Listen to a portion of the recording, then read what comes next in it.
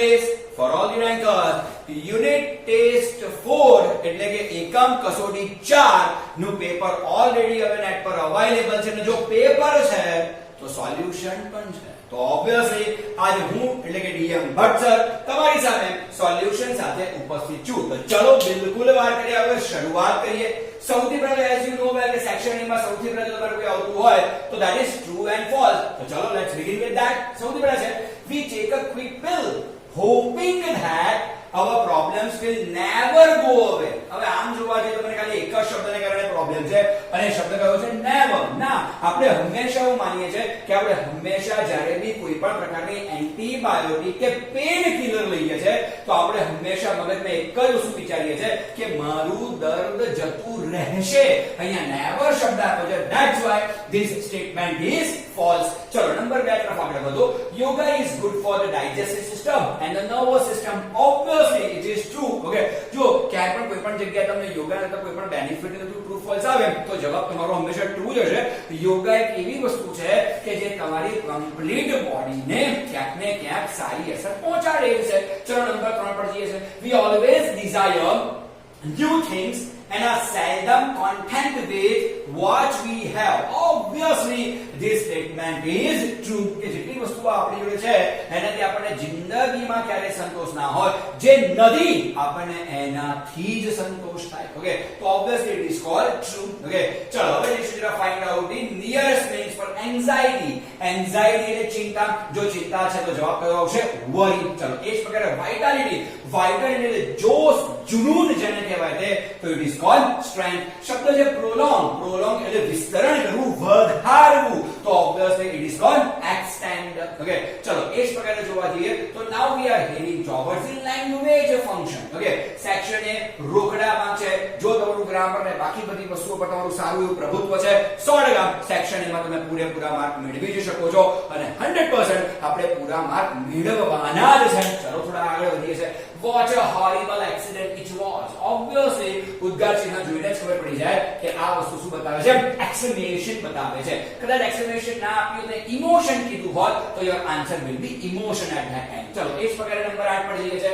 if you had done yoga you would not have suffered more. Obviously મારો વર્ષોથી એક dialog છે કે જો if કે unless વાળું વાક્ય હોય, if કે unless વાળું વાક્ય had plus past participle માં હોય, if કે unless વગરનું વાક્ય would plus have plus past participle માં હોય, obviously તમારું લેંગ્વેજ ફંક્શન શું બનશે?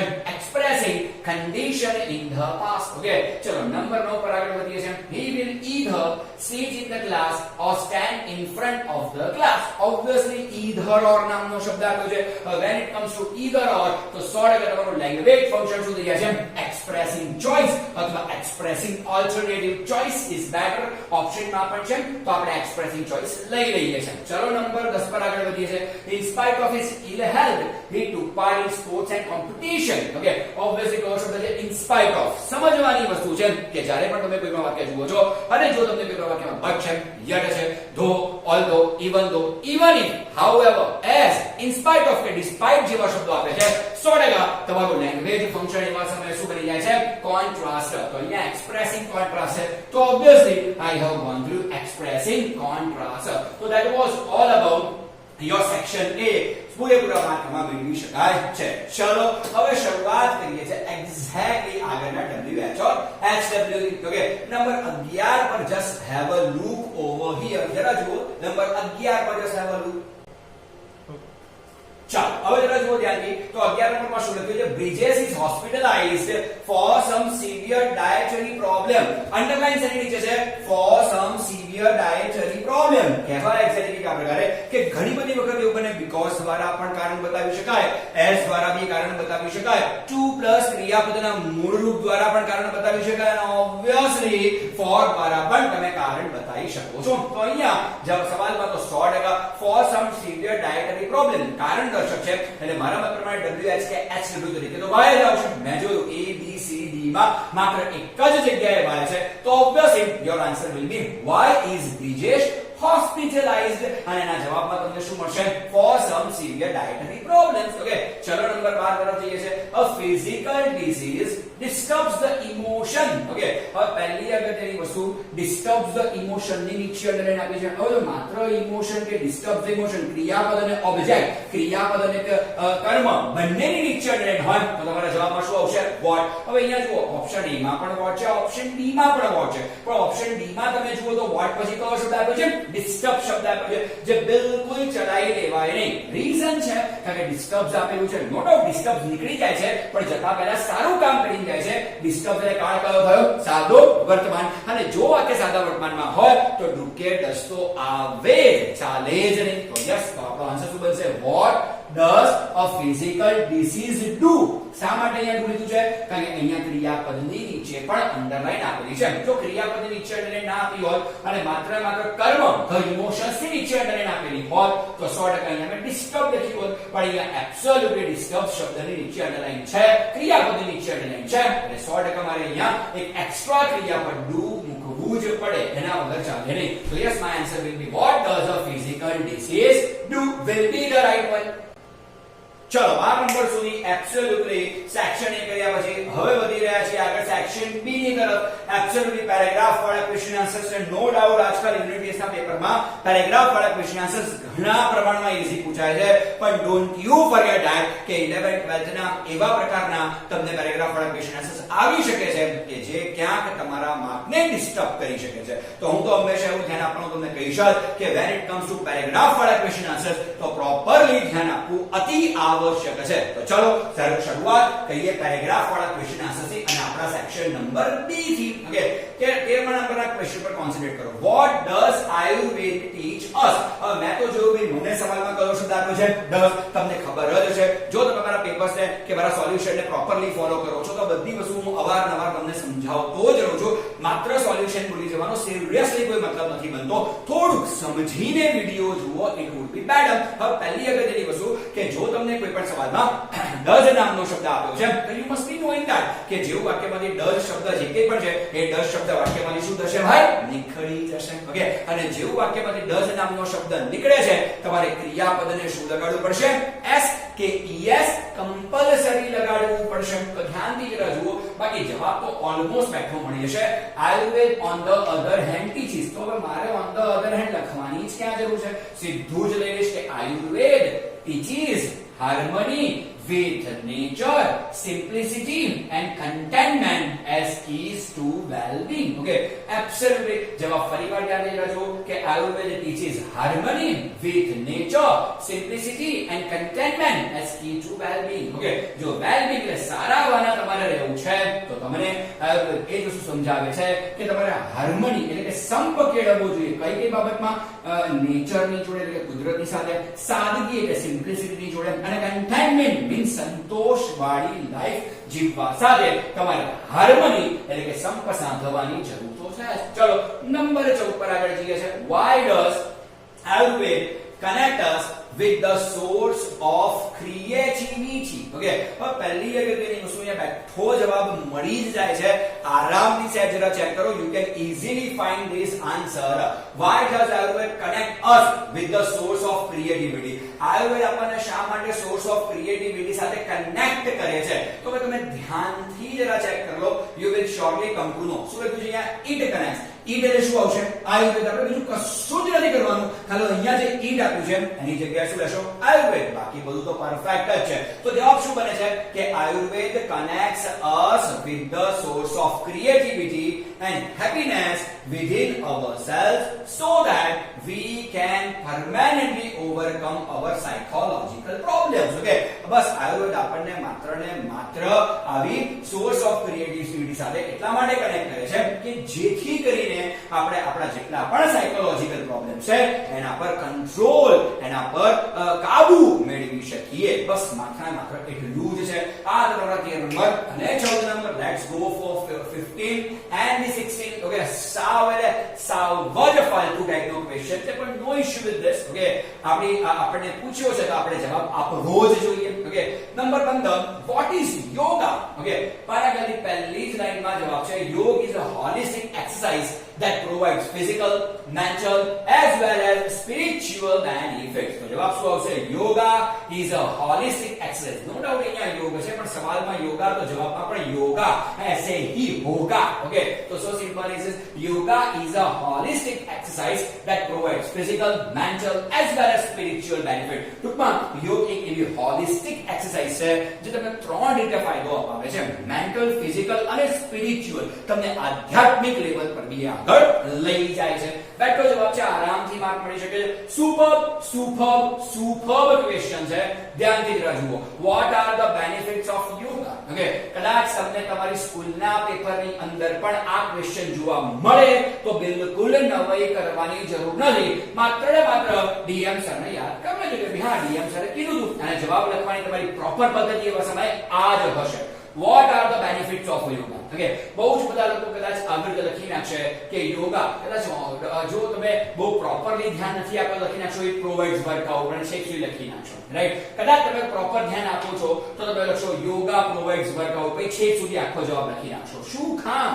આવું બધા જ કરવાના છે. એટલે આપણે જ્યારે જવાબ લખીએ ત્યારે આપણો જવાબ લોકો કરતા અલગ હોવો જ જોઈએ. જ્યારે તમે લોકો કરતા લીગથી હટકર કે કામ કરો છો તો હું માનીશ કે ભાઈ તમે મારા પ્રોપર વિદ્યાર્થીઓ છો, તો તમે DM Bhatt commerce institute means DMCI ને ફોલો કરો છો હું માનીશ. ઓકે, ચાલો તો ધ્યાનથી જુઓ આપણી જવાબ લખવાની style. The benefits of yoga.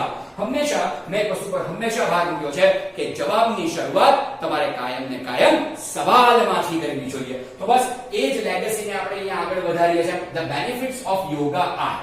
હવે હું શું કહીશ કે બધા બેનિફિટ છે, બસ માત્ર હું 1 by 1 1 2 3 4 એમ નંબર કરીને બતાવી દઈશ. ઓકે, અને એને એક જ લાઈનમાં લખવા કરતા ચાર અલગ અલગ લાઈનમાં લખીશ. લોકો કરતા બેટર પણ લાગશે, પોઈન્ટ વાઇઝ પણ લાગશે, અલગ પણ લાગશે. ઓકે, તો number 1 it provides workout for the muscles. જેટલા પણ મસલ્સ છે એ મારે બિલકુલ નથી, પણ તો જેને હોય એની વાત ચાલે છે. Okay, it provides workout for the muscles. Okay, it benefits joints, ligaments and the skeletal system by improving flexibility and balance. Okay, જ્યારે તમારામાં ફ્લેક્સિબિલિટી, બેલેન્સ વધી જાય છે તો જેટલા બી તમારા જોઇન્ટ્સ છે, લિગામેન્ટ્સ છે, સ્કેલેટલ સિસ્ટમ છે, એ બધી વસ્તુને ઇમ્પ્રૂવ કરવાનું કામ કરે છે. It is good for heart and stimulates the cardiovascular system. Cardiovascular system રુધિરાભિસરણ તંત્ર જેને કહેવાય છે cardiovascular system. ઓકે, તો એ હાર્ટ અને કાર્ડિયોવાસ્ક્યુલર સિસ્ટમને સ્ટિમ્યુલેટ કરે છે. સ્ટિમ્યુલેટ મીન્સ એને વેગવંતુ બનાવે છે એવું કહી શકાય. It oxygenates the blood and helps strengthen the heart. Okay, A obviously આપણા હૃદય સુધી વધુ ને વધુ ઓક્સિજન પહોંચાડે છે અને જેટલો વધુ ઓક્સિજન તમારા હાર્ટને મળશે એટલું તમારું દિલ વધારે મજબૂત થશે અને કોમર્સના વિષયોને સહન કરવાની તાકાત થોડી ઓર વધારે મળશે. ચાલો થોડા ઓર આગળ વધીએ છે તો 15 તમે આવી રીતે લખશો, મને વધારે ગમશે. ઓકે, વધીએ છે આગળ સેક્શન સી ની તરફ. સેક્શન સી એટલે એટલું સમજી જ લેજો કે તમારી જે સેકન્ડ ટેક્સ્ટ બુકમાં છે એમાંથી તમને ક્વેશ્ચન આન્સર્સ અને અનસીન પેરેગ્રાફ તમને એમાંથી જોવા મળી જશે. ઓકે, ચાલો જઈએ છે ક્વેશ્ચન નંબર 17 અને 18 પર. ઓકે, પહેલું છે what was the idea of John Roebling. Okay, John Roebling એ વ્યક્તિ છે જેને ન્યુયોર્ક નો પેલો ફેમસ બ્રિજ બતાવ્યો છે, જેમાં શાહરુખ ખાન કલ હોના હો પિક્ચરમાં બેસીને ત્યાં ગીત ગાય છે, ટાઇટલ ટ્રેક. તો જોઈ લેજો ક્યારેક એ વિડિયો આઈડિયા આવી જશે. પણ હવે એ બ્રિજ બનવા પાછળની જે કહાની છે એક્ઝેક્ટલી તમારી ટેક્સ્ટ બુક ની અંદર છે. બહુ જ ઇન્સ્પાયરિંગ સ્ટોરી છે. આઈ રેકમેન્ડ યુ કે એકવાર વાંચી લેશો, મને ગમશે. ચાલો શરૂઆત કરીએ છે. What was the idea of John Roebling? Okay, તો obviously in 1883 a creative engineer named John Roebling was inspired by an idea to build a spectacular meaning શું થાય? very impressive. અહીંયા તમને સરળ ભાષામાં સમજાવવા very impressive આપ્યું છે, પણ આપણે જવાબમાં એને કોઈ જગ્યાએ ઇન્ક્લુડ નથી કરવાનું. Bridge connecting New York with the Long Islands. Okay, એ જે બ્રિજ છે એ ન્યુયોર્ક ને લોંગ આઇલેન્ડ સાથે કનેક્ટ કરે છે. ઓકે, બસ તો આ જ જ્હોન રોબલિંગ નો આઈડિયા હતો. જવાબ કેવી રીતે બનાવશું? જવાબ બનશે John રોબલિંગ's idea was to build a spectacular bridge connecting New York with the Long Island. Absolutely. Okay, ચરણ નંબર 18 પર આગળ વધીએ છે. What did the bridge building experts say about Robling's idea? Okay, મને એટલી ખબર પડી કે મને જવાબમાં કયો શબ્દ આપ્યો છે, સવાલમાં કયો શબ્દ આપ્યો છે, did જવાબમાં લેવાનો કે નહીં લેવાનો? નહીં લેવાનો. did જવાબમાં શું થશે? નીકળી જશે. અને did નીકળશે એટલે મારે ક્રિયાપદનું કેવું રૂપ લેવાનું છે? ભૂતકાળનું રૂપ લઈ લેવાનું છે. બસ and to start with that. Okay, તો અહીંયા શું આવશે? The bridge building expert said that. જવાબમાં શું આવશે? said that. Fine, said that was an impossible feat and told Roebling to forget the idea. કે મોટા ભાગના એક્સપર્ટો માત્ર એટલું જ કીધું કે એક impossible task, feat is equal to task સમજી લો. ઓકે, કાર્ય સમજી લો. એક impossible કાર્ય છે, તું ભૂલી જા ભાઈ, આ શક્ય જ નથી. લોંગ આઇલેન્ડ અને ન્યુયોર્ક વચ્ચે બ્રિજ બનવો next to impossible છે. It just could not be done as it was not practical. બહુ બધા લોકો એવું પણ કીધું કે લોંગ આઇલેન્ડ અને ન્યુયોર્ક વચ્ચે આ જે બ્રિજ બનાવવાની તું વાત કરે છે બિલકુલ impractical આઈડિયા છે. તો આ જ બધા મંતવ્યો હતા કોના ભાઈ? તો એબ્સોલ્યુટલી જેટલા પણ બ્રિજ બિલ્ડિંગ ના જેટલા એક્સપર્ટ્સ લોકો હતા એ બધાનું માત્ર આ એક જ પ્રકારનું મંતવ્ય હતું. So that was all about your 17 and 18. Let's begin with 19 and your 20. Okay, what does CSR ask customer? What does it mean?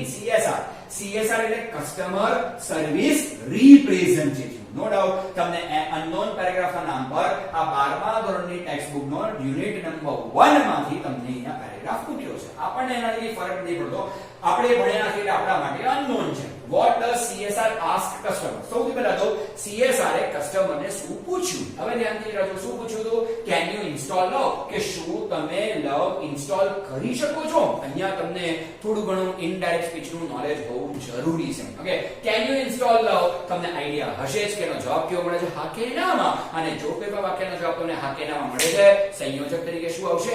if લેવાનું જ છે. હવે ધ્યાનથી રાખો, CSR asks, કેમ ask? 10 શબ્દ નીકળી જાય, ક્રિયાપદ શું લાગશે? yes. તો CSR asks customers if she. હવે તમે કહેશો સાહેબ અહીંયા he ની જગ્યાએ તમે she કેમ લખ્યું છે? પેરેગ્રાફ વાંચો ધ્યાનથી. કયો શબ્દ આપ્યો છે? મેમ શબ્દ આપ્યો છે, સર શબ્દ નથી આપ્યો. સર આપ્યો તો અહીંયા he લે, પણ અહીંયા મેમ શબ્દ આપ્યો છે. Just have a look over here. Ma'am શબ્દ છે, તમારે શું લેવું પડશે? she. હવે નાની ડિટેલ્સ ઉપર ધ્યાન રાખવું પડે જ્યારે તમે અનનોન પેરેગ્રાફ કરો છો ત્યારે. તો CSR asks customer if she can install love. કદાચ તમારામાંથી કોઈ પણ કહેશે અહીંયા could કેમ નથી કર્યું? રીઝન છે, અહીંયા ask છે, વર્તમાનની વાત છે એટલે can નું can જ રહે, could નહીં કરવાનું. હા, અહીંયા asked આપ્યું હોત તો can નું could કર્યું હોત. નથી આપ્યું, મારે કરવાની જરૂર પણ નથી. ઓકે, 20મા નંબરના ક્વેશ્ચન પર આગળ જઈએ છે. What does CSR advise customer? Okay, CSR એ કસ્ટમરને શું એડવાઇસ આપી? ઓકે, તો અહીંયા એક એડવાઇસ છે કે the first step is to open your heart. સૌથી પહેલા તમારે તમારું દિલ ઓપન કરવાની જરૂર છે. જ્યારે તમે લોકો તરફ તમારું દિલ ઓપન રાખશો ત્યારે જઈને તમને પ્રેમ મળશે, અધરવાઇઝ પ્રેમ ન મળે. ઓકે, તો જરા જો CSR advises, again I am telling you, કેમ advises? 10 શબ્દ નીકળી જાય, એડવાઇસ શું થાય? advises. CSR advises customer to open. Okay, advise, order, request, to plus ક્રિયાપદનું મૂળ રૂપ આજ્ઞાર્થ વાક્ય છે. ઓકે, તો advises customer to open her. your માં કોના પ્રમાણે? your heart છે ને, your heart એટલે કસ્ટમર લેડી છે, શું આવશે? her heart first for installing love. જો તમે તમારા દિલમાં લવ ઇન્સ્ટોલ કરવા માંગો છો તો સર્વપ્રથમ તમારે તમારા હૃદયને, તમારા દિલને ઓપન કરવાની જરૂર છે તો ખરી. Okay, so that was all about your 19 and 20. Okay, સૌથી છેલ્લે આજે બે વસ્તુ છે. એક તમને ફ્લિપકાર્ટ માંથી તમે કોઈ વસ્તુનો ઓર્ડર કર્યો છે, મોસ્ટ પ્રોબેબલી સ્પોર્ટ શૂઝ તમે ઓર્ડર કર્યા છે અને તમને ડેમેજ કન્ડિશનમાં મળ્યા છે કે પ્રોપર કન્ડિશનમાં નથી મળ્યા, એનો ઈમેલ લખવાનો છે, ઓફિશિયલ ઈમેલ છે, એ લખવાનું મેં ટાળ્યું છે અને એની ઓરમાં છે ઇન્ડિપેન્ડન્સ ડે સેલિબ્રેશન નો report. So that was everything about the report writing.